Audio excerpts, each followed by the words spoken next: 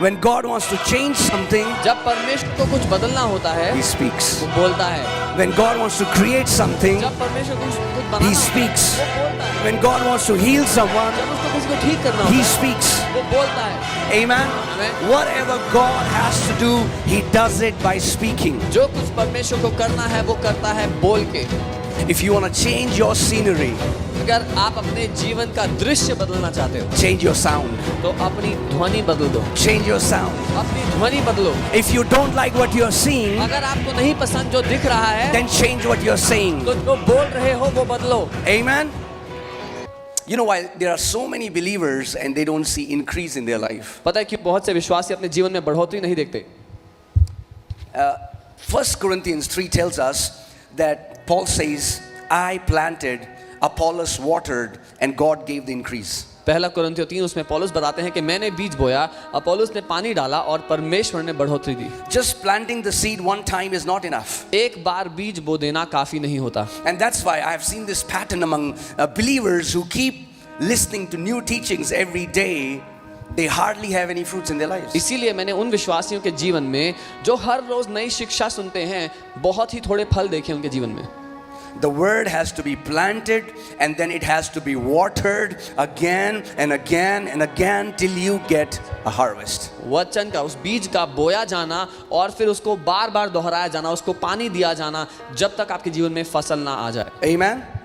So you need to hear it तो आपको उसको सुनना पड़ेगा again and again bar bar till it becomes a part of you. जब तक वो वचन आपका हिस्सा ना बन जाए। Amen? Amen. So how long will I teach it?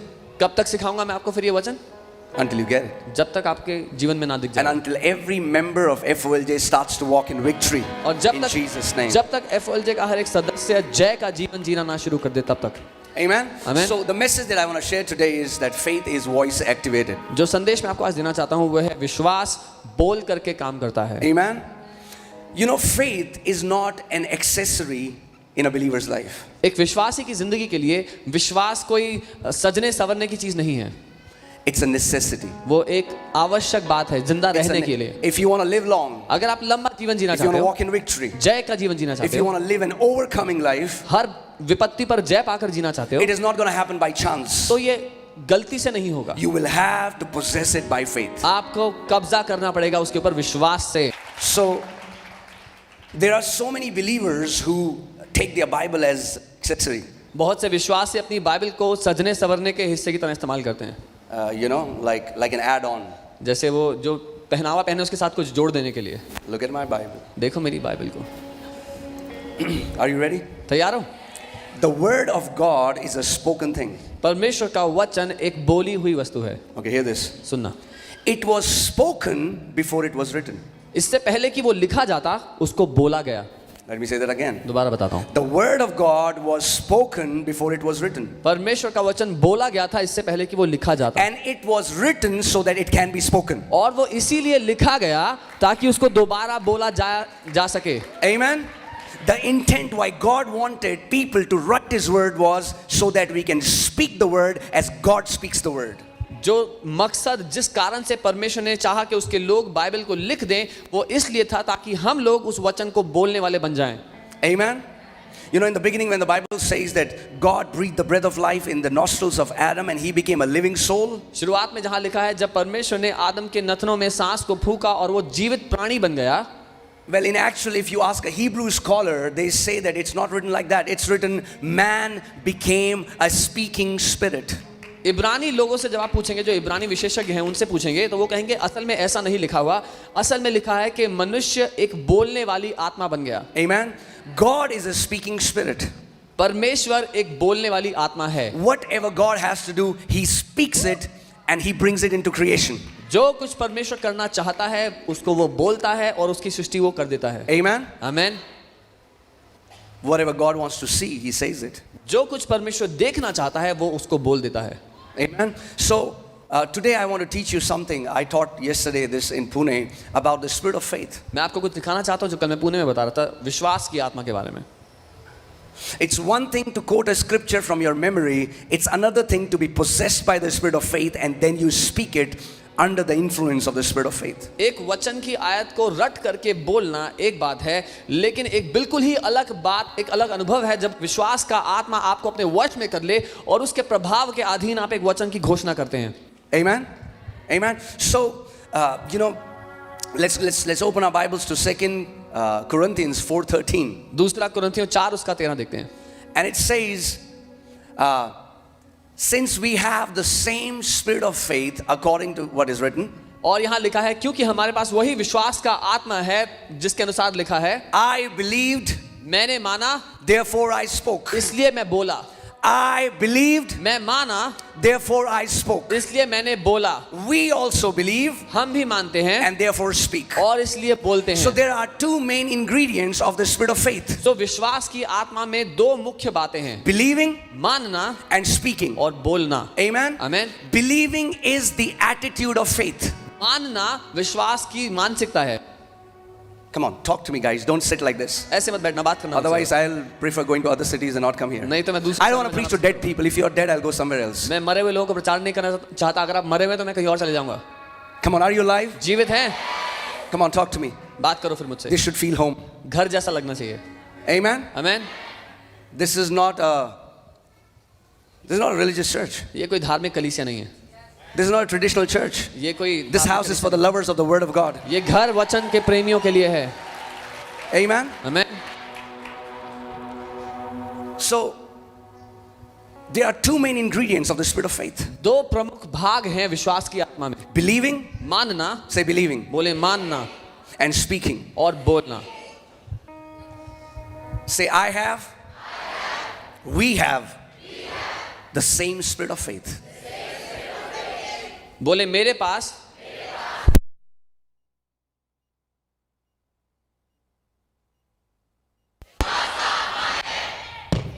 Hallelujah. हमारे पास वही विश्वास का आत्मा है. And Apostle Paul here is quoting David. और पौलुस प्रेरित यहाँ पर दाऊद के बारे में कह रहे हैं. And he's saying that David, that young man, was possessed by the spirit of faith. और वो कह रहे हैं दाऊद वो जवान लड़का वो विश्वास की आत्मा के वश में था. Amen. Amen. That's why he was able to cut the head of giant. इसीलिए वो उस दानव का सर काट पाया. People who carry the spirit of faith, no giant will stand against them for long. जो लोग विश्वास का आत्मा अपने ऊपर लेकर चलते हैं, कोई भी दानव ज्यादा लंबे समय तक उनके सामने खड़ा नहीं रह पाएगा. I'm going to teach you such a simple principle. मैं आपको इतना आसान सिद्धांत सिखाऊंगा. It's easy, church. आसान है. Say easy. बोले आसान. All that you have to do is you believe आपको बस ये करना है, आप मानना and you speak. और बोलना. You believe मानना and you speak. और बोलना. It's easy. आसान है. Amen. You believe what is written and you start speaking it. जो लिखा है वो मान लेना और उसको बोलना शुरू कर देना. That's how God created everything that He created. ऐसे ही परमेश्वर ने जो कुछ बनाया वो He बनाया. believed उसने माना and He spoke. और फिर वो बोला. Amen. Amen. And spirit of faith is none other than Holy Spirit. It's His Spirit. और विश्वास का आत्मा और कोई अलग नहीं, लेकिन वो परमेश्वर का आत्मा है. God is a faith God. परमेश्वर विश्वास का परमेश्वर है. Amen. Amen. He's the speaking Spirit. वो बोलने वाली आत्मा है. Because some people are saying defeat for years and then they wonder why we only see defeat. क्योंकि कई लोग कई सालों से अपने लिए हार बोल रहे हैं और फिर सोचते हैं कि मैं हारा हुआ जीवन क्यों जी रहा हूँ. And Jesus also taught us this in Mark 11:22 and 23. Let's see Mark 11:22 and 23. मरकुस 11:22 और 23 में यीशु ने हमें सिखाया. Jesus said, have faith in God. परमेश्वर पर विश्वास करो. Okay. King James Bible says, have the faith of God. King James Bible कहती है परमेश्वर का विश्वास करो. Another translation says, lay hold of the faithfulness of God. एक और अनुवाद कहता है परमेश्वर की विश्वास योग्यता को पकड़ लो. But Jesus didn't say, have faith in God, period. लेकिन यीशु ने ये नहीं कहा कि परमेश्वर पे विश्वास करो और बात खत्म. That's what many Christians say. ये है जो बहुत से Somebody is विश्वासी कहते हैं. dying. कोई मर रहा है, They'll say, brother, बोलते भाई have faith in God. परमेश्वर पे विश्वास करो, भरोसा करो उस पे. Bye. So faith is always seen as uncertainty. विश्वास को हमेशा अनिश्चितता की तरह देखा गया है. So people say, oh man, we don't know what is going to happen, Look but at just have faith in God. लोग कहते हैं पता नहीं क्या होगा, बस भरोसा करो परमेश्वर पे. That's not faith. ये विश्वास नहीं है. Some people say, oh, faith is a risk. कुछ कहते हैं विश्वास तो खतरा है. Faith is not the risk. Faith is the greatest assurance that you can have. विश्वास करना खतरा लेना नहीं है, लेकिन सबसे बड़ा निश्चय है. Amen. Unbelief is your greatest risk. अविश्वास आपके लिए सबसे बड़ा खतरा है. Amen. So we need to become and get possessed by the spirit of faith. तो हमें विश्वास की आत्मा से हावी हो जाना है. Amen. So Jesus is teaching us this principle. He said, have faith in God. यीशु हमें ये सिद्धांत सिखा के कह रहे हैं, परमेश्वर का विश्वास करो. And then he teaches us how. और फिर वो सिखाते हैं कैसे करो. What does it mean to have faith in God? परमेश्वर का विश्वास करने का मतलब क्या है? Come on, turn to your neighbor. पड़ोसी को देखो. Say neighbor. बोलो पड़ोसी. What does it mean to have faith in God? क्या मतलब है परमेश्वर का विश्वास करने का? To have faith in God means to operate like he operates. परमेश्वर का विश्वास करने का मतलब है वैसे काम करना जैसे परमेश्वर काम करता है. Because let's see what does he say in the next scripture? देखते हैं क्योंकि अगली आयत में वो क्या He सिखाता says, for assuredly. है. उसने कहा सच में. For what? क्या? What does assuredly means? सच में का मतलब क्या He's हुआ? giving you 100% guarantee. It's an assurance. From that you get the word assuredly. वो आपको 100% गारंटी दे रहा है. यहाँ से आपको निश्चय शब्द मिलता है. Amen. He's not saying probably. वो ये नहीं कह रहा है शायद होगा. He doesn't say maybe. वो ये नहीं कह रहा हो सकता He's है. saying assuredly. वो कह रहा है सचमुच What does निश्चय. assuredly means? निश्चय का क्या मतलब हुआ? That means it's 100% bound to happen if you do what he tells you to do. मतलब ये 100% पक्का है कि ये होगा ही होगा अगर तुम ऐसा करोगे तो. Amen. Do you think that Jesus can lie?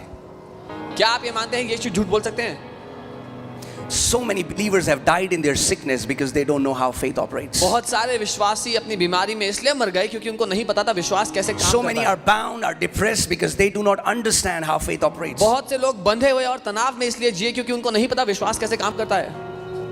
Amen. They say, "Oh brother, we are believing, we trust God." वो कहते हैं भाई हम मानते हैं, भरोसा करते हैं प्रभु पे. Oh brother, have faith in God and then die. ओ भाई प्रभु पे भरोसा रखना फिर मर जाते हैं. No, Jesus is saying, have faith in God. नहीं, यीशु कह रहे हैं परमेश्वर पे भरोसा करो. And what does it mean? और क्या मतलब हुआ For इसका? assuredly I say to you, क्योंकि मैं तुमसे सच कहता हूँ, whoever, जो कोई भी, जो कोई भी, what does whoever means? जो कोई भी का मतलब क्या हुआ? Whoever means whoever. जो कोई भी का मतलब जो कोई भी. It doesn't matter how you look. आप कैसे दिखते हैं फर्क नहीं You don't पड़ेगा. have to be very good looking for this scripture to work in your ज़्यादा life. खूबसूरत होने की जरूरत नहीं है वचन You don't आपके have to be काम tall or short. करने. लंबा छोटा होने की You जरूरत don't नहीं. have to go to Bible college. Bible college जाने की जरूरत नहीं है. You don't have to be very intellectually बहुत smart. ज़्यादा ज्ञानी होने की जरूरत नहीं है. No, Jesus said, whosoever. यीशु ने कहा जो कोई भी. Come on, tell your neighbor, I am अपने whosoever. पड़ोसी को कहो मैं जो कोई भी हूँ. I am whosoever. मैं ही जो कोई भी हूँ. Amen. Whosoever. जो कोई भी. Whosoever is the good news. जो कोई भी एक बहुत अच्छी खबर है हमारे लिए. Whosoever tells you it is not God who decides who will move the mountain, it is you. जो कोई भी से आपको ये पता लगता है कि परमेश्वर नहीं है जो ये तय करता है कि आपका पहाड़ हिलेगा कि नहीं, आप तय करते He हैं. didn't say whomever I will choose. यीशु ने ये नहीं कहा जिसको मैं चुनूंगा. He said whosoever. उसने कहा जो कोई भी. Amen. Wow, isn't that amazing that Jesus believes whosoever can move mountains? क्या ये खूबसूरत नहीं? यीशु ने ये माना कि जो कोई चाहे पहाड़ को हिला सकता है. Maybe there's a guy in church and everybody thinks, that he's not the, you know what I'm saying. हो सकता है कि कलीसिया में कोई व्यक्ति हो जिसको आप देख के बोलो कि इससे नहीं होगा. Maybe you feel I'm so insignificant. हो सकता है आप अपने बारे में सोचते हो कि मैं तो बहुत ही तुच्छ हूँ. But Jesus believes you can move mountains. लेकिन यीशु आपके बारे में ये मानते हैं कि आप पहाड़ों को हिला सकते हैं. Amen. And it's time church starts believing what Jesus believes about the church. और समय है कि कलीसिया यीशु के बारे में वो मान ले जो यीशु कलीसिया के बारे में मानता है. Amen. Say, I am whosoever. बोले मैं ही जो कोई भी हूँ. So hear this. सुनिए, I told you faith of God or faith in God was not given as an accessory. मैंने बताया था परमेश्वर का विश्वास या परमेश्वर पर विश्वास सजने संवरने के लिए नहीं मिला. There is a purpose of faith. एक मकसद है उसके दिए. Faith is given for you to move mountains. विश्वास आपको दिया गया ताकि आप पहाड़ों को हिला Faith सकें. is given so that you can slay giants. विश्वास आपको दिया गया ताकि आप दानवों को मार गिरा सकें. Amen. If you read Hebrews chapter 11, अगर आप इब्रानी 11वां अध्याय पढ़ते it हैं talks about all the great men and women of God. तो उसमें परमेश्वर के महान लोगों के बारे में लिखा गया है.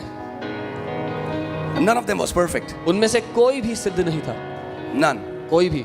But there was one thing that made them champions, and that was faith. लेकिन एक बात थी जिसने उनको महारथी बना दिया और वो थी विश्वास.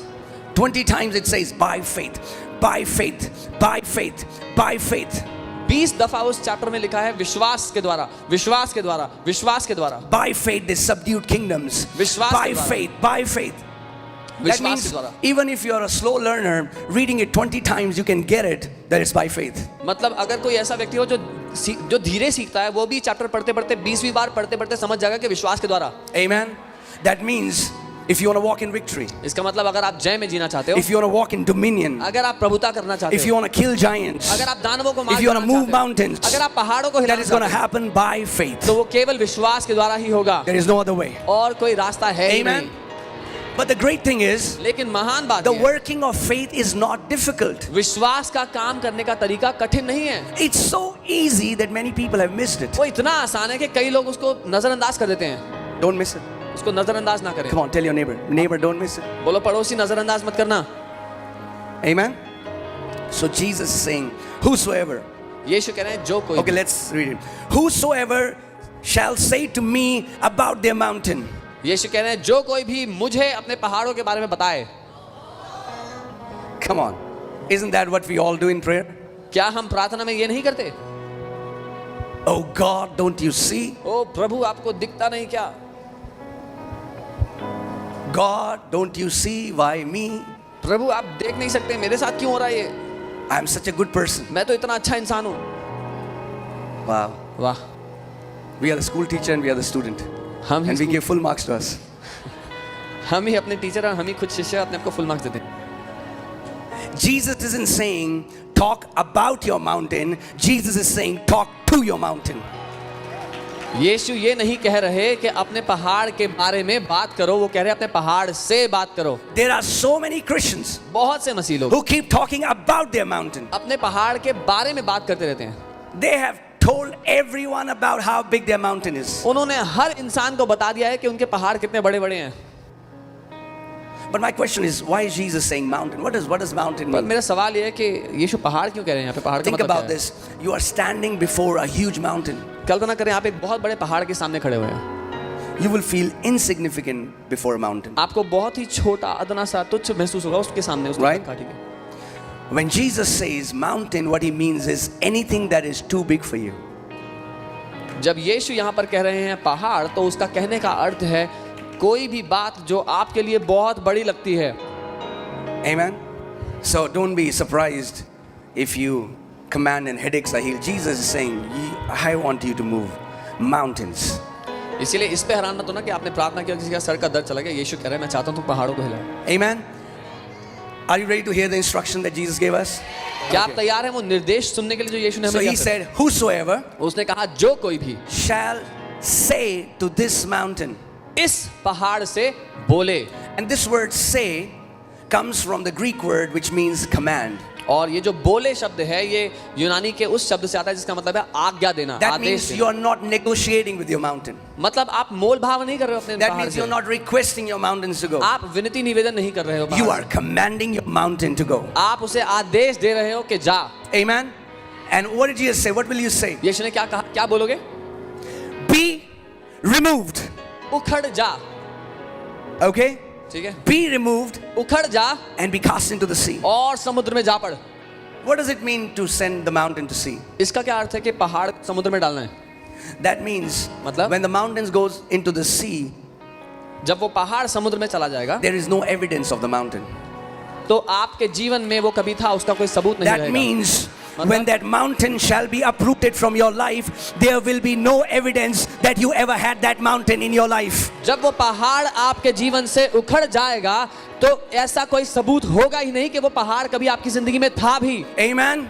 When that cancer is removed from your life, there shall be no evidence that you ever had cancer in your body. जब वो कैंसर आपके जीवन से उखड़ जाएगा तो कोई सबूत नहीं बचेगा कि वो कैंसर कभी था भी आपके जीवन में। When God brings you out of poverty, there will never be any sign that you ever struggled in poverty. जब परमेश्वर आपको गरीबी से निकाल लाएगा तो ऐसा कोई चिन्ह नहीं बचेगा कि आपने जीवन के एक दिन भी कभी गरीबी देखी थी। When God uproots depression out of your life, you will be so joyful that when people will look at you, they will not believe that there was a time when you suffered with depression. जब परमेश्वर आपको तनाव से बाहर निकाल देगा तो आपकी जिंदगी इतने आनंद से भरी होगी कि कोई मानने को कभी राजी नहीं होगा कि आप कभी डिप्रेशन में थे भी। Amen.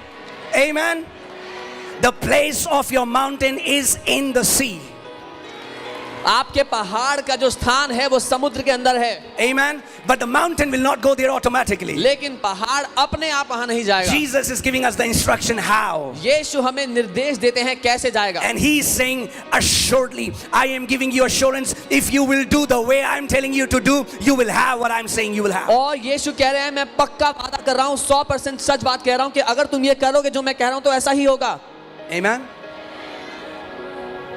Say to the mountain, पहाड़ से बोलो, be uprooted, उखड़ जा, go into the sea, समुद्र में जा गिर, and don't doubt in your heart. और अपने दिल में शक मत करना। What does doubting in your heart means? दिल में संदेह करने का Don't मतलब, imagine contrary to what you are speaking. दिल में संदेह करने का मतलब है जो आप बोल रहे हो उससे विपरीत कल्पना That मत means करना। when you're commanding the mountain to be uprooted, in your heart see the mountain in the sea.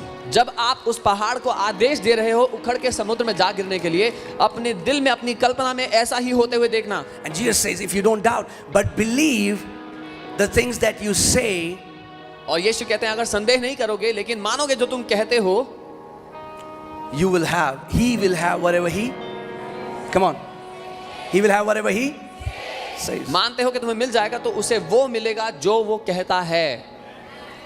He will not have whatever he prays, he will have whatever he says. उसे वो नहीं मिलेगा जो वो प्रार्थना कर रहा है, उसे वही मिलेगा जो वो कहता है। Why? क्यों? Because you pray for 15 minutes in a day, क्योंकि आप दिन में 15 मिनट प्रार्थना करते हो and you say, by his stripes I am healed. और कहते हो यीशु के कोड़े खाने से But then you मैं talk चंगा हो 8 hours sickness. गया। लेकिन 8 घंटे बात करते हो अपनी बीमारी Your के बारे में। saying nullifies your praying. आपका बातें करना आपकी प्रार्थना को रद्द करता है। Let me say that again. मैं दोबारा कहता हूँ, Your saying is nullifying your praying. आपका बातें करना आपकी प्रार्थना को रद्द कर देता है। Because he shall have whatever he says. क्योंकि उसको वही मिलेगा जो कुछ वो कहता है। He shall have whatever he says. उसे वही मिलेगा जो वो कहता है। That means if you pray for healing, but you keep talking symptoms, what the doctors are saying, what medical science is saying, he shall have whatever he says. अगर आप बात करेंगे, प्रार्थना करेंगे चंगाई के लिए और फिर बात करते रहेंगे, डॉक्टर जी ने ये बोला है, रिपोर्ट में ये आया है, तो उसे वही मिलेगा जो वो कहता है। Amen.